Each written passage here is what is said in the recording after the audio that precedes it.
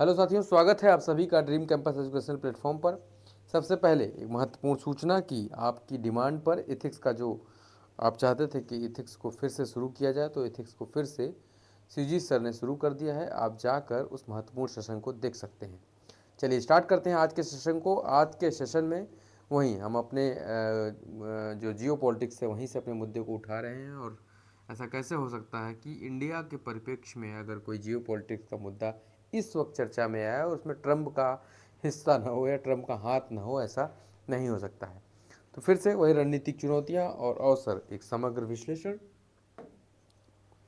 Chabahar बंदरगाह रणनीतिक दुविधा हो गया है भारत के लिए इस वक्त। भारत को अपनी रणनीतिक पकड़ पर, यानी ये भारत की विदेश नीति की एक तरह से परीक्षा जैसी स्थिति बन गई है, क्योंकि अमेरिकी राष्ट्रपति ने ये कह दिया है, उन्होंने घोषणा कर दी है कि आने वाले समय में जो भी राष्ट्र, जो भी देश अगर कोई ईरान के साथ ट्रेड करता है तो उसके ऊपर 25% का अतिरिक्त टैरिफ लगा दिया जाएगा। आपको पता है हम पहले ही 50% टैरिफ के नीचे दबे हुए हैं, और ये 25% का टैरिफ हमारे ट्रेड के लिए, खासकर हमारे निर्यात उद्योग जो हैं, वस्त्र हो गए, फार्मास्यूटिकल्स हो गया, रत्न हो गए, इनके लिए बहुत नेगेटिव इम्पैक्ट डालेगा। साथ ही क्योंकि अगर हम ईरान के साथ अपना चाबहार बंदरगाह का ट्रेड तोड़ते हैं तो दो तरह की चिंताएं हैं। एक तो हमारे जो रणनीतिक स्वायत्ता है वो प्रभावित होती है, दूसरी ईरान के ये जो पाकिस्तान को हम काउंटर करने के लिए मध्य एशिया से अपने आप को कनेक्ट करने के लिए जिस रूट का इस्तेमाल करना चाह रहे थे, अब हमें उसका दूसरा विकल्प, जिसके बारे में हमने ऐसा नहीं है कि सोच नहीं रखा, हमको पहले ही अंदाज़ा था। फिलहाल भारत का इतना इन्वेस्टमेंट लगा है चंबा चाबहार बंदरगाह पे, उसके बाद अगर अब ये भारत इसमें किस तरह से साधेगा, ईरान के साथ किस तरह से संबंध बना पाएगा, या अमेरिका को कैसे सेटल कर पाएगा कि भाई इस मुद्दे पे को तो कम से कम छोड़ दो। नहीं तो आने वाली परिस्थितियाँ डिसाइड करेंगे कि भारत किस तरह का निर्णय लेता है। फिलहाल भारत की चाबहार बंदरगाह परियोजना में गंभीर अनिश्चितता उत्पन्न कर दी है। यह परियोजना भारत के लिए मध्य एशिया तक पहुंच का एक महत्वपूर्ण रणनीतिक गलियारा है। चाबहार बंदरगाह भारत की करेक्ट सेंट्रल एशिया नीति का हिस्सा है, जो पाकिस्तान को बाईपास करते हुए अफगानिस्तान और मध्य एशिया के देशों तक पहुंच को सुनिश्चित करता है।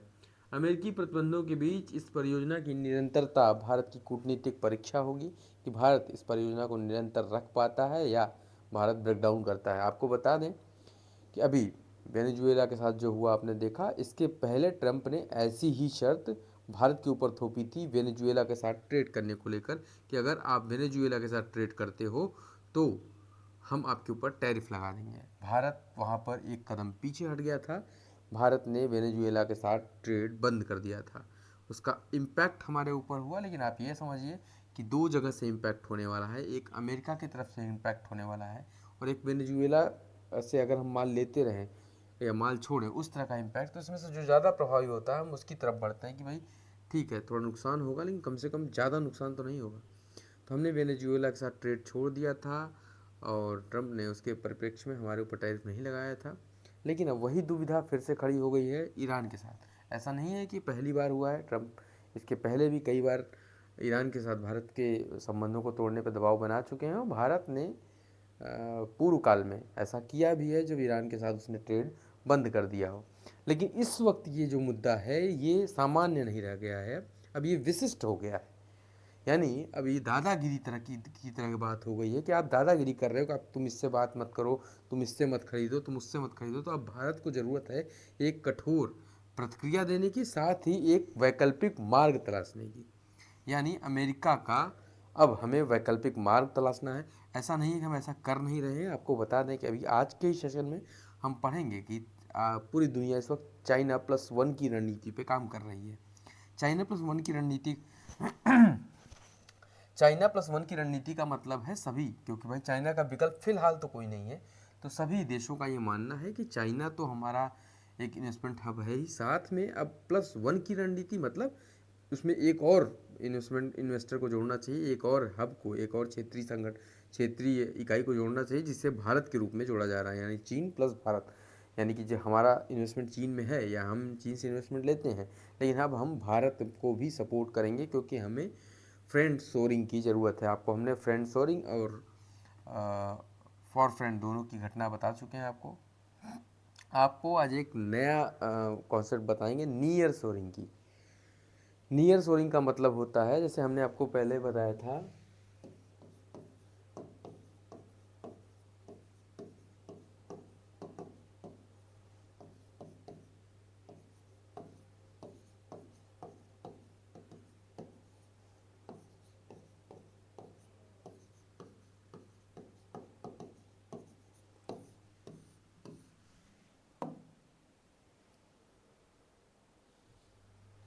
क्या हुआ भाई?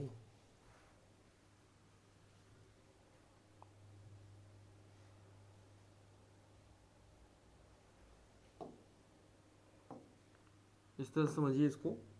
हमने आपको बताया था फ्रेंड शोरिंग और फार शोरिंग दोनों बता दिया था कि आप एक नज़दीक से सामान खरीदना चाहते हैं, जो आपका मित्र है थोड़ा दूर से सामान बेचता है, आपको वहाँ जाने में समय खर्च करना पड़ता है, कुछ आपकी गाड़ी का पेट्रोल भी जलता है, इसलिए वो थोड़ा सामान आपको महंगा लगता है, लेकिन फिर भी आप खरीदेंगे अपने फ्रेंड के पास से ही, क्योंकि क्या पता कल ये जिसके डिपेंडेंट आप हैं, मान लीजिए आप कोई काला नमक खरीदते हैं और काला नमक आप एक नज़दीक की दुकान से खरीदते हैं, और वो आपको जब काला नमक लेने जाते हैं तो पैसा ज़रूर मतलब देता ज़रूर है, लेकिन कल को अगर ज़रूरत आपको काला नमक की ज़्यादा ज़रूरत पड़ती है तो मना कर देगा, नहीं अब नहीं दूंगा मैं तुम्हें। और आपका जो फ्रेंड है दूर वाला, वो काले नमक का प्रोडक्शन ही बंद कर देता है, क्योंकि उसके पास डिमांड ही नहीं है। तो अब आप जो कोई कंट्री है वो ये चाहती है कि भले थोड़ा दूर जाना पड़े, भले उनकी डिमांड क्रिएट करनी पड़े, अपने आप को अपना थोड़ा नुकसान हो उसे हम सह लेंगे, लेकिन ऐसी जगह इन्वेस्ट करेंगे, ऐसे लोगों के साथ कनेक्ट करेंगे जिनका हमें अनुकूलित लाभ प्राप्त हो सके, यानी हमेशा हमारी सप्लाई चैन हो, बाधित ना हो। चीन ने कोरोना काल में जिस तरह की प्रतिक्रिया दी थी, जिस तरह के इम्पैक्ट मार्केट में छोड़े थे, उससे प्रभावित होकर लोगों ने अब ये नया कॉन्सेप्ट ग्लोबल पॉलिटिक्स में फ्रेंड शोरिंग का, बहुत नया नहीं है कॉन्सेप्ट, पुराना है, लेकिन इस वक्त बहुत चर्चा का विषय है, रोज़ पेपर में ये आ रहा है। अब आज पेपर में एक नियर शोरिंग जैसा शब्द है। नियर शोरिंग का मतलब होता है कि कोई राष्ट्र अभी इस स्थिति में चलता है कि हम किसी भौगोलिक क्षेत्रीय इकाई, यानी कि जो हमारा इन्वेस्टमेंट पार्टनर है, जिसके यहाँ हमारा निर्यात जाता है, उससे अब हम नियर शोरिंग करेंगे, मतलब उस क्षेत्रीय इकाई में अपनी एक इकाई लगाएंगे, उस क्षेत्रीय संगठन में या कहीं क्षेत्रीय देश में, क्षेत्रीय इकाई में अपनी एक इकाई लगाएंगे।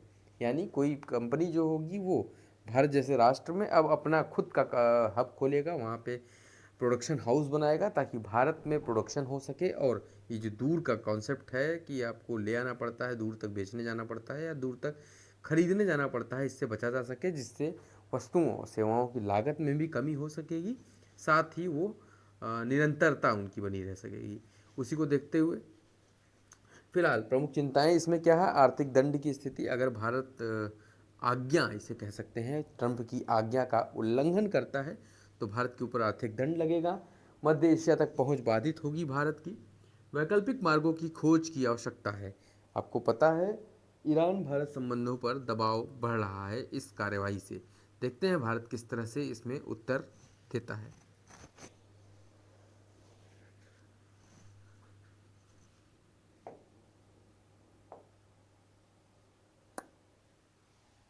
कुछ गड़बड़ हुआ क्या भाई?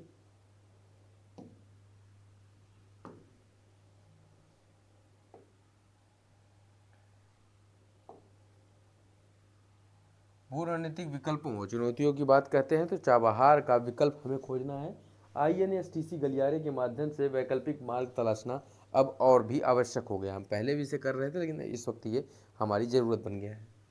कूटनीतिक समाधान, अमेरिका और ईरान के साथ द्विपक्षीय वार्ता करके हमें इसका कोई कूटनीतिक हल निकालना होगा। अमेरिका के साथ हम डील कर सकते हैं कि भाई छोड़ दो यार, कर लेने दो हमें हमारे मामले से। अगर वो नहीं मानता है तो हम ईरान से सॉरी बोल सकते हैं कि भाई प्लीज़ कुछ दिन के लिए समझ लो, हमें छोड़ना होगा, क्योंकि हमारा राष्ट्रीय हित इसमें बाधित हो रहा है। हालांकि फिर ईरान के पास भी एक तरह का विकल्प कल को आ जाएगा कि कल जब तुम्हें सच में इसकी बहुत ज़्यादा ज़रूरत होगी बंदरगाह की, तो ईरान कहेगा भाई कुछ दिन के लिए छोड़ दो ना मेरा। इस तरह की चीज़ों से बचने के लिए भारत को एक मध्यम मार्ग और मजबूत विकल्प की तलाश करनी होगी। इसीलिए मैंने आपको बताया था कि ये भारत की जो विदेश नीति है उसकी एक तगड़ी परीक्षा होने वाली है, इस आदेश की पालन या इस आदेश की अवहेलना के साथ। बहुपक्षीय दृष्टिकोण, SCO और क्षेत्रीय संगठन जो हैं, इस तरह के क्षेत्रीय संगठनों को लेकर एक बहुपक्षीय दृष्टिकोण अपनाना चाहिए और एक समुचित समाधान की तलाश करने की दिशा में भारत को कार्य करना चाहिए। सऊदी अरब की बहुसंरेखण रणनीति आपको बता दें, क्योंकि अभी जो हाल का घटनाक्रम ग्रीनलैंड के मुद्दे पर, डेनमार्क के मुद्दे पर दुनिया ने देखा, तो दुनिया की जो सबसे, अमेरिका की जो सबसे पेट कंट्रीज थी, जो खासकर ये मिडिल ईस्ट का सऊदी अरब हो गया, इसने भी अपनी मल्टी पोलराइजेशन की नीति के, यानी भारत जिस तरह की नीति वाला फॉलो करता है उसी तरह की नीति पर अब ये चल पड़े हैं। इन्होंने समझ लिया है कि अमेरिका किसी का सगा नहीं। अमेरिका के बारे में एक कहावत कह सकते हैं आप, ऐसा कोई लखनऊ में एक बेईमान लड्डू है, उसके बारे में उसके बोर्ड पे लिखा होता है, ऐसा कोई सगा नहीं जिसे मैंने ठगा नहीं। तो वैसा ही अमेरिका अब बेईमान लड्डू जैसा हो गया है। अमेरिका के लिए ऐसा कोई सगा नहीं जिसे उसने ठगा नहीं। उसी इन चीज़ों को देखते हुए ये अरब कंट्रीज़ भी घबरा गई हैं, क्योंकि आपको बता दें, जो कंट्रीज़, जिन भी कंट्रीज़ का ट्रेड होता है या डिपेंडेंसी होती है, वो अगर लिमिटेड सोर्सेस पे होती है ना, तो उनके ऊपर हमेशा खतरा होता है। पता है आपके साथ वेनेजुएला के साथ इस तरह की हरकत हो सकी, तो उसका एक बड़ा कारण यही है कि उनकी इकोनॉमी एक स्पेसिफिक चीज़ पर डिपेंड करती थी, वो होता तेल। और आप अगर इतिहास उठाकर देखेंगे तो ऐसे इराक के साथ भी इसीलिए ऐसा होता है, क्योंकि उन्होंने अपनी इकोनॉमी का बहु क्षेत्रीय, बहुत संरेखण नहीं किया, मल्टीपोलराइजेशन नहीं किया उसका, उसको एक ही चीज़ पर डिपेंडेंसी बना के रखी। यानी कि आप उससे निकलना ही नहीं चाह रहे हो, आप अपने आप को दूसरी तरफ डेवलप करना ही नहीं चाह रहे हो। आपको यूरोपीय कंट्री, स्कैंडिनेवियन कंट्रीज़ के बारे में ध्यान रखिए, वहाँ भी कितना ऑयल रिजर्व है। वहाँ के लोगों ने केवल वो ऑयल पे डिपेंडेंसी नहीं बना के रखी, उन्होंने अपने हर क्षेत्र में अपनी प्रगति की है, और उस जिससे वो बढ़े थे, उस क्षेत्र को त्याग कर वो दूसरे रास्ते पर निकल चुके हैं। यानी कि अगर आप एक ही चीज़ पर डिपेंडेंट रहेंगे तो आपके साथ इस तरह की घटनाएं होना बहुत कॉमन हो सकता है, बहुत सामान्य हो सकता है। सऊदी अरब के रणनीतिकारों ने अब सऊदी अरब को भी समझा दिया है कि भाई तुम भी ऐसे ही हो, तुम भी बस शेर और कुत्ता घुमाते रहो, इसी सब में देखते रहो, कब तुम्हारे ऊपर भी ये चढ़ाई कर देंगे कोई पता नहीं, कब किसका आइलैंड मांग लेगा ये। मेडागास्कर का हाल देख ही रहे हैं आप, मोगादेशु का हाल देख ही रहे हैं आप, किस तरह से ब्रिटेन को भी ये धमका रहा है कि तुम बेवकूफ़ आदमी हो, सदी की सबसे बड़ी तुम बेवकूफ़ी करने जा रहे हो जो मेडागास्कर का द्वीप समूह छोड़ रहे हो। तो इस तरह की जो घटनाएं हैं वो जियो पॉलिटिक्स को इस तरह से प्रभावित करती हैं कि सऊदी अरब जैसे देश ब्रिक्स और ओपेक प्लस की तरफ देखने लगे हैं। आपको बता दें, सऊदी अरब ने ब्रिक्स को अभी तक मान्यता नहीं दी थी, अब वो इस पर विचार करने लग गया है, क्योंकि उसको समझ में आ गया है कि अब इन राष्ट्रों का समर्थन बहुत आवश्यक है, क्योंकि अब अमेरिका, आपको हमने बता दिया, ऐसा कोई सगा नहीं जिसको हमने ठगा नहीं वाली नीति पर कार्य कर रहा है। सऊदी अरब ब्रिक्स और ओपेक प्लस के माध्यम से अपनी वैश्विक शक्ति को संतुलित करने का प्रयास कर रहा है, रणनीति में नया आयाम जोड़ता है। यह रणनीति भारत की ऊर्जा सुरक्षा के लिए दीर्घकालिक प्रभाव रखती है। आपको पता है कि भारत के विषय में एक डाटा हम लेकर आए हैं, आपके साथ शेयर करते हैं कि भारत जो वैश्विक तेल का आपूर्ति करता है, वैश्विक तेल का जो आयात करता है, भारत के तेल आयात का कुल लगभग 40% मिडिल ईस्ट से होता है। समझिए इस चीज़ को, भारत अगर 100 लीटर तेल खरीदता है तो भारत का 40 लीटर तेल अकेले मिडिल ईस्ट से आता है, और मिडिल ईस्ट में भी केवल एक राष्ट्र, ये जो सऊदी अरब है, यहाँ से हम आधा तेल लेते हैं, 20% लगभग तेल, 18% तेल इनसे हम लेते हैं। तो इनकी हमारे लिए किस तरह की ऊर्जा सुरक्षा इन पर डिपेंडेंट करती है हमारी, इससे आप अंदाज़ा लगा सकते हैं। हमारे इनसे प्रगाढ़ संबंध भी हैं, लेकिन हाल ही के कुछ दिनों में एक आपने खबर देखी होगी कि पाकिस्तान और सऊदी अरब के मध्य एक रणनीतिक समझौता हुआ है, और भी कई जगह जो कई लेख निकले हैं जिसमें ये दिख रहा है कि सऊदी अरब, तुर्की और पाकिस्तान मिलकर एक नया इस्लामिक नाटो बनाने की चर्चा कर रहे हैं कि हमें एक इस्लामिक नाटो बनाना चाहिए। तो ये सब चीज़ें भी डिपेंड करती हैं, लेकिन इनको ये बात समझ में आती है कि इस तरह के कार्य अभी, क्योंकि बहुत पिछड़ चुके हैं इस मामले में, इन्होंने अपने आप को डेवलप नहीं किया। हालांकि सब सारी चीज़ें, इन्होंने पैसे इनके पास बहुत हैं तो खरीद के ज़रूर रखी हैं। आप ये मत कहिएगा कि इनके पास टेक्नोलॉजी नहीं है, सारी टेक्नोलॉजी खरीद के रखी है, अपनी कुछ नहीं डेवलप की है। तो खरीदी चीज़ कब तक चल सकती है। इसके मद्देनज़र इनके साथ अगर भारत का जो ये ब्रिक्स की तरफ देख रहे हैं, ये एक सुखद संयोग है भारत के लिए, खासकर वर्तमान समय में भारत एक वैश्विक नेता बनने की स्थिति में इस घटना को भी आप जोड़कर देख सकते हैं। तो भारत का जो ये डाटा ध्यान रखिएगा कि भारत के जो टोटल तेल का आयात है, तेल की जो निर्भरता है, उसका 40% हिस्सा मिडिल ईस्ट से आता है, उसमें भी उसका आधा लगभग सऊदी अरब हमें प्रोवाइड करता है। ठीक है, डिजिटल वित्तीय समावेशन एक मील का पत्थर। आरबीआई ने एक नई रिपोर्ट दी है जिसमें उसने 514 डिजिटल साक्षर जिलों की बताया है। उसने बताया है कि आरबीआई के नवीनतम आंकड़ों के अनुसार भारत के 514 जिले पूरी तरह से डिजिटल सक्षम हो गए हैं। पूरी तरह से डिजिटल सक्षम होने का क्या मतलब है? कम से कम एक डिजिटल माध्यम के साथ पात्र जनसंख्या, जो भी उस क्षेत्र की पात्र जनसंख्या है जो डिजिटल यूज कर सकती है। पात्र जनसंख्या का मतलब ऐसे व्यक्ति जो साक्षर हो और छोटा, मतलब एक एडल्ट की श्रेणी में आता हो, जिसके पास योग्यता हो कि वो इस तरह की चीज़ों को यूज कर सकता है। अगर वो उसके पास योग्यता है तो वो कम से कम एक माध्यम डिजिटल रूप से जरूर यूज़ करता है, ऐसा आरबीआई का कहना है। जहाँ प्रत्येक पात्र व्यक्ति के पास कम से कम एक डिजिटल भुगतान माध्यम उपलब्ध है। यह उपलब्धि भारत के वित्तीय समावेशन अभियान की सफलता को दर्शाती है और डिजिटल इंडिया मिशन के व्यापक प्रभाव को रेखांकित करती है। 75% तक ग्रामीण पहुंच इन्होंने सुनिश्चित की है। यूपीआई में क्रांति हुई है। दैनिक लेन देन में 300% की वृद्धि हुई है। ये निश्चित रूप से एक बड़ी बात है। डिजिटल साक्षरता ग्रामीण क्षेत्रों में प्रशिक्षण कार्यक्रम प्रारंभ किए जा रहे हैं। वित्तीय सुरक्षा, साइबर सुरक्षा जागरूकता अभियान भी चलाए जा रहे हैं, जिनका सम्मिलित रूप से ये रिजल्ट आपको देखने को मिलता है। आगे बढ़ते हैं। आगे बढ़ने के क्रम में विश्व बैंक की वैश्विक आर्थिक संभावनाएं 2026। विश्व बैंक का एक नया दृष्टिकोण आता है जिसमें विश्व बैंक ये आशा करता है कि 2026 के लिए वैश्विक विकास अनुमानों में सुधार किया है, लेकिन साथ ही व्यापारिक तनाव और बढ़ते संरक्षणवाद की चेतावनी भी जारी की है। उभरती अर्थव्यवस्थाओं, विशेषकर भारत जैसे देशों के लिए यह दो धारी तलवार साबित हो सकती है। दो धारी तलवार भारत के लिए विश्व बैंक भी इसको कह रहा है। जो बात हम 4-5 सेशन से लगातार आपसे बात कर रहे हैं कि भारत को एक अच्छा मौका मिलने वाला है वैश्विक रूप से एक बड़ा प्लेयर बनकर उभरने का, या एक बड़ा गेम चेंजर साबित होने का, तो विश्व बैंक ने भी इस बात को मान लिया है। आपको पता है किसके अंडर में काम करती है। इसके बाद भी इसकी ये चर्चा है कि भारत के पास अब एक तलवार है जिसमें दोनों तरफ धार है, यानी भारत तो उससे कटेगा ही, लेकिन भारत उससे दूसरों को काट भी सकता है। अब ये डिपेंड करता है कि उस तलवार को चला कौन रहा है, उसको अपनी तरफ चला रहा है या उसको दूसरे की तरफ चला रहा है।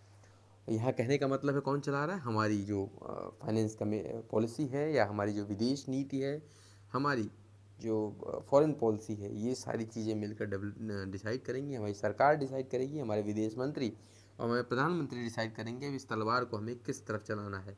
अपने आप को काटना है इस तलवार से, या इस तलवार से दूसरों को काट डालना है और अपना रास्ता साफ करना है। तो विश्व बैंक ने इस चीज़ को साफ माना है कि भारत के पास तो एक तलवार है जिसमें दोनों तरफ से धार है। रिपोर्ट में विशेष रूप से जियोपॉलिटिक्स की अनिश्चितताओं, आपूर्ति श्रृंखला में व्यवधान और मुद्रास्फीति नियंत्रण चुनौतियों को प्रमुख जोखिम के रूप में देखा गया है।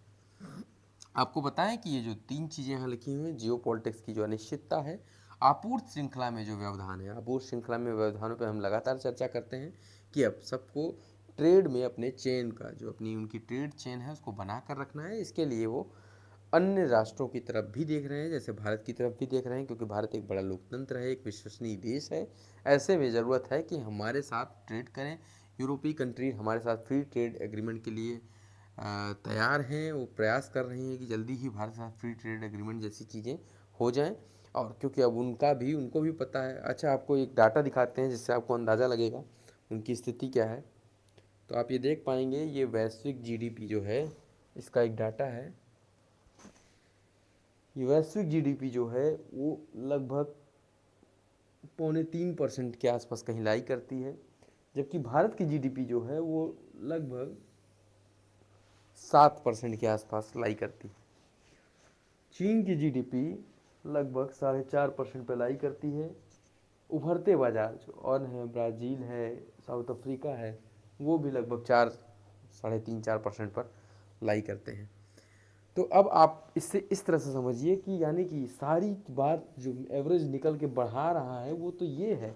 एवरेज तो यहाँ से आ रहा है भाई, एवरेज तो यहाँ से निकल के आ रहा है, ये तो बस खोखा है। यानी जितनी भी डेवलप्ड कंट्री हैं उनकी जीडीपी बोल चुकी है, उनकी अर्थव्यवस्था बोल चुकी है।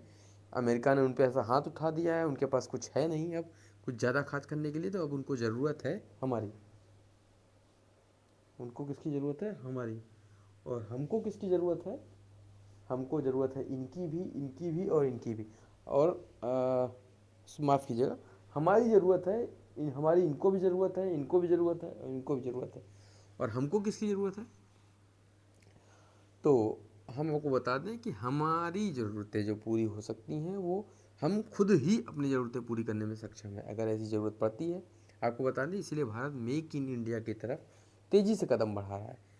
इसी परिप्रेक्ष्य में जो टैरिफ वार है, इसके पीछे मेक इन इंडिया बहुत बड़ा कारण है, क्योंकि भारत ने मेक इन इंडिया को इतना ज़्यादा प्रमोट कर दिया है कि अब डेवलपमेंट होने लगा है, हमारे यहाँ माल बनने लगा है, हमारे यहाँ सेवाएँ तैयार होने लगी हैं। तो हम जब 700% कम रेट पर कोई सेवा खरीद सकते हैं अपने मेक इन इंडिया प्रोडक्ट को, तो हम क्यों 700%, 70% या 200-300% अधिक खर्च देंगे किसी सेम सेवा के लिए। ऐसे में जो राष्ट्रपति ट्रम्प का चिड़चिड़ाना है, उसके पीछे उन्होंने ये भी एक लॉजिक दिया है कि ये भारत अपनी मेक इन इंडिया पॉलिसी को संरक्षणवाद के तहत पोषित कर रहा है, जिससे अमेरिका को लॉस हो रहा है, अमेरिका का व्यापार घाटा बढ़ रहा है और ज़रूरत है अब अमेरिका को भी पार्टिसिपेट करने की, रेसिप्रोकल टैरिफ लगाने की। तो इन सब चीज़ों को ध्यान रखिए, यही चीज़ें प्रभावित कर रही हैं। अगर आप प्रीलिम्स के क्वेश्चंस को टैकल करेंगे तो इन चीज़ों की आपको ज़रूरत होगी।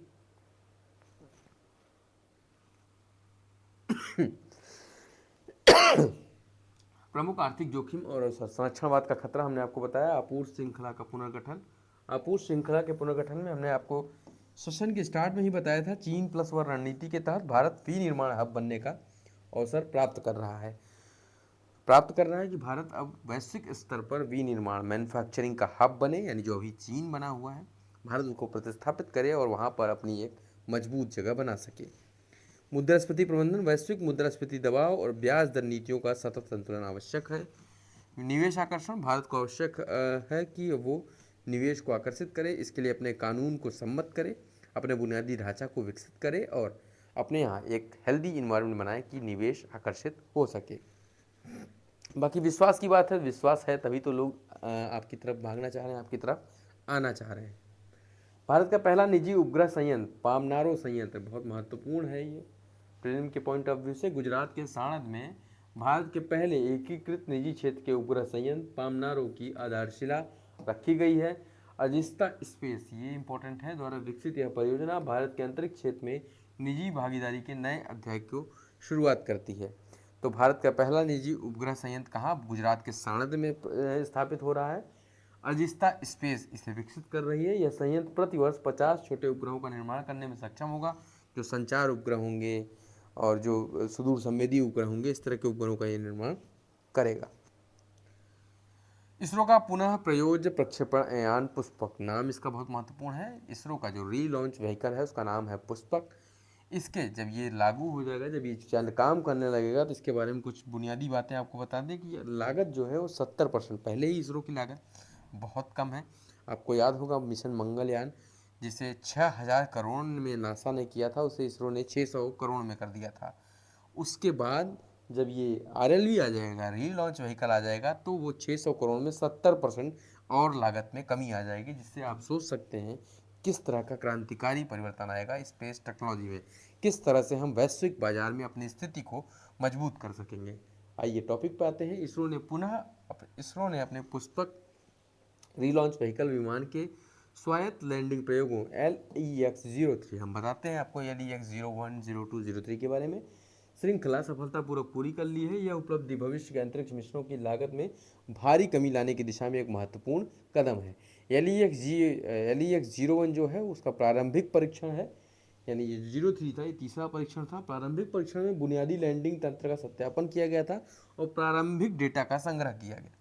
जब आप कोई काम, जो आप कोई प्रयोग करते हैं, तो आप जो डाटा होता है उसको रिकॉर्ड करते हैं कि जब इस तरह से इस पोजीशन में था तो इस पर क्या इम्पैक्ट पड़ा, हवा का क्या इम्पैक्ट पड़ा, टेम्परेचर का क्या इम्पैक्ट पड़ा, इन्वायरमेंट का क्या इम्पैक्ट पड़ा, इन सब चीज़ों को हम इससे देख पाएंगे।